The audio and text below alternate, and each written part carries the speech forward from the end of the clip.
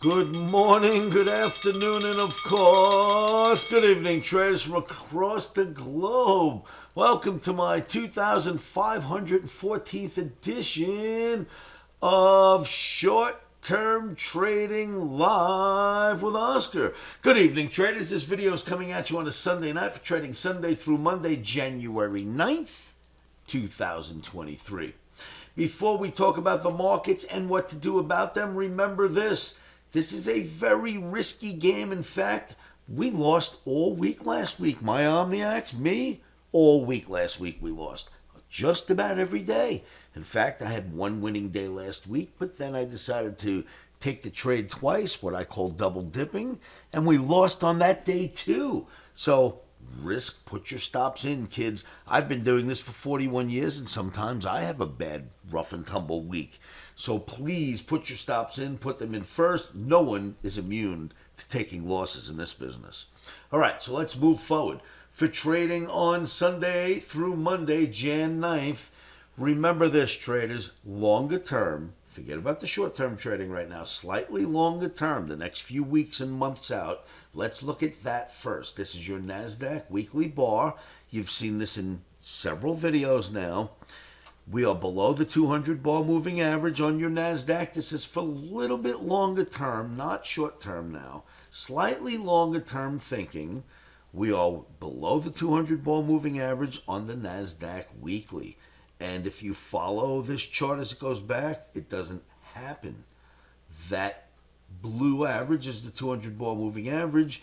You rarely, if ever, get below it. In fact, the only time we were below the 200 bar moving average was 2008-9. That was it. Barring this period where we had our big crash in 2008-9, it's the only time you can find NASDAQ below the 200 bar moving average.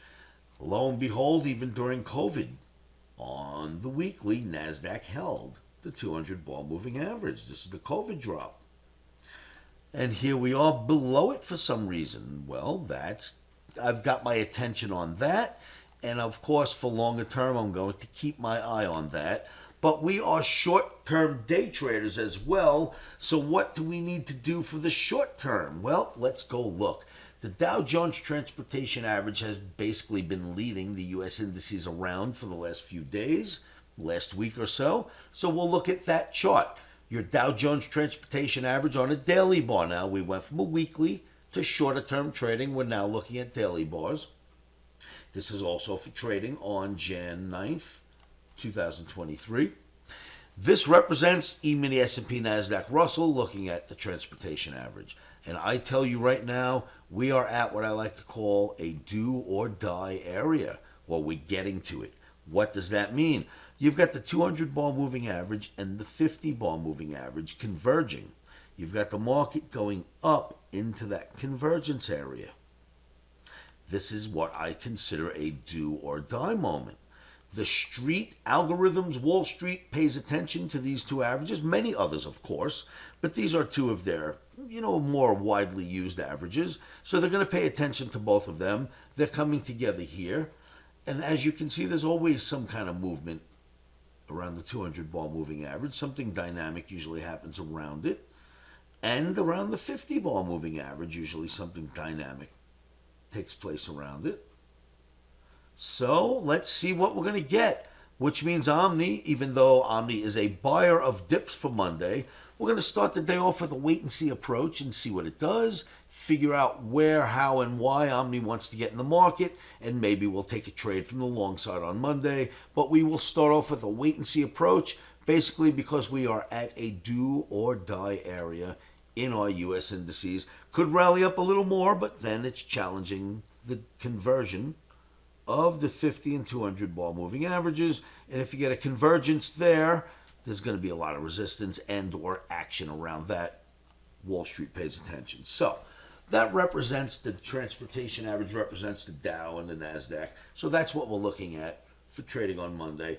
There's something slightly more interesting though. Look at what's been going on with the US dollar.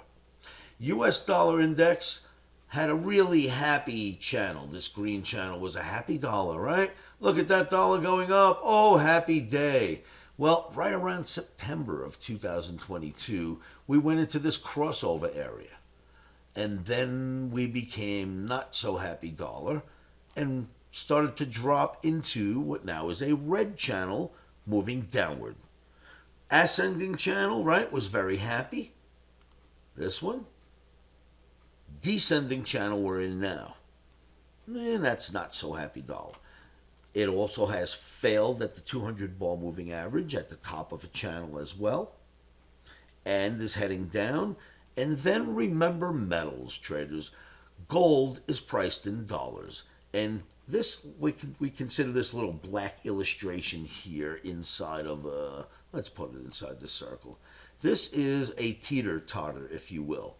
Consider yourself in the schoolyard. This is a teeter-totter, seesaw. You've got one kid over here, another kid over there, and it goes up and down, right? Well, if the kid on the left side is a really, really big kid, called the US dollar, and it's going down, it helps buoy the price of gold on the other side of that teeter-totter, which is going up.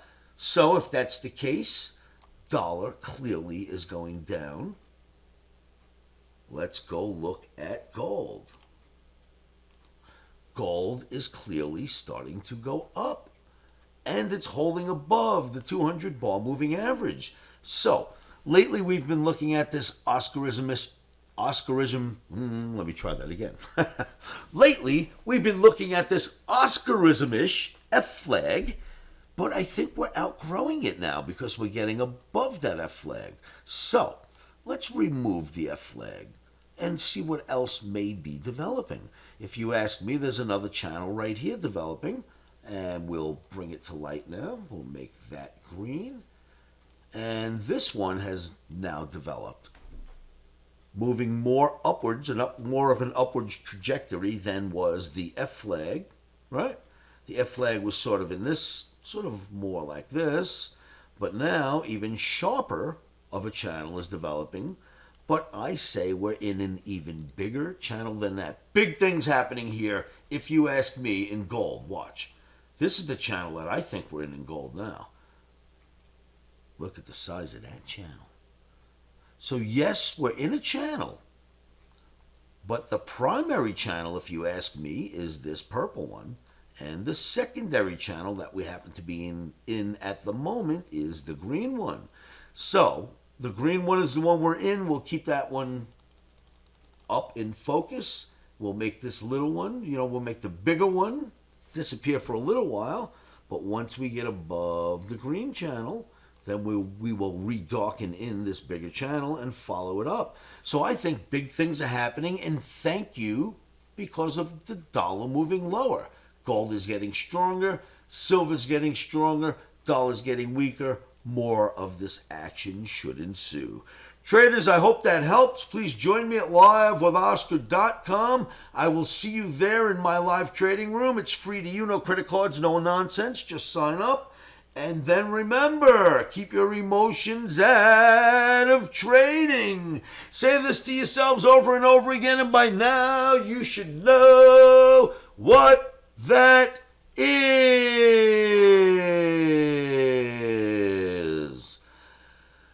Stops are in.